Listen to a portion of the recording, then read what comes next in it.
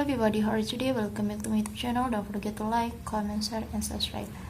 Well, now I want to read some article about crypto.com lays off 260 employees, then quickly lets go of hundreds more. In June, cryptocurrency exchange crypto.com announced it was laying off around 260 employees, or 5% of its workforce, due to the widespread downturn in the crypto market. Bailouts did not entry their source in NOCs. The French tell the French that the company has quickly let go of hundreds more employees since the initial layoffs. These new layoffs have not been publicized, and it's difficult to estimate their exact number.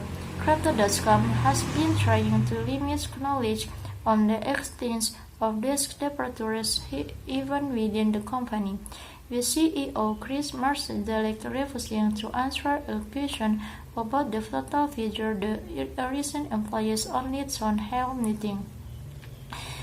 All this suggests that Crypto.com, one of the most visible players in the crypto markets, with a Super Bowl ad starring LeBron James and its own named stadium, formerly Les Staples Center, may be under greater financial stress than publicly known. We were assured the layoff will impact 5%, the percent 230 employees only. One source with close knowledge of the situation told The Verge. People in the company recently noticed many employees disappearing from our internal Slacks or scheduled meeting. Due to the lack of internal transparency, one can only estimate the extent of this layoff front. We increased our staff by 50% since 2021, and almost all of them never hit full growth. Now it seems this additional 1,300 staff are viewed and asked to be reduced in order to save the business. The source continues. The Fed has granted sources for this story anonymity due to their fear reprisal from company management. The unpublicized law of fair analysis in a Crypto.com town hall meeting that took place on August 10 years, a copy of which was obtained by The Verge. In a Q&A section, Marszalek was asked about the excess number of layoffs and whether management could be more transparent about this process. He replied that the layoffs were not finished, but that he was under no obligation to provide details of their scopes. I want you to understand that this is a private company. We don't have to follow the public U.S. company playbook.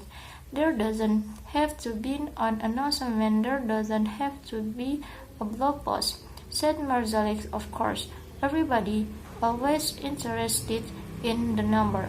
A number makers for a great headline is a great thing to gossip about.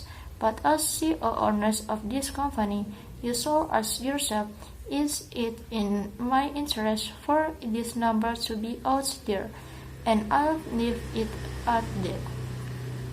Marszalek's responses means nobody was happy. Another source, an anonymous employee and at the time a company, told The Verge, after we lost so many team members, we needed support and strong leaders. I wanted someone to tell me it will be okay and I was doing a good job.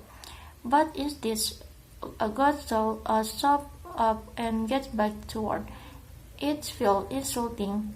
The tale of the announced layoffs were first reported by the Scripps early this week, with the publication noting that recent employee reviews of the company of Glassdoor referred to massive layoffs out the blue. Okay, maybe just learn from me. I'm just sorry for my mistake.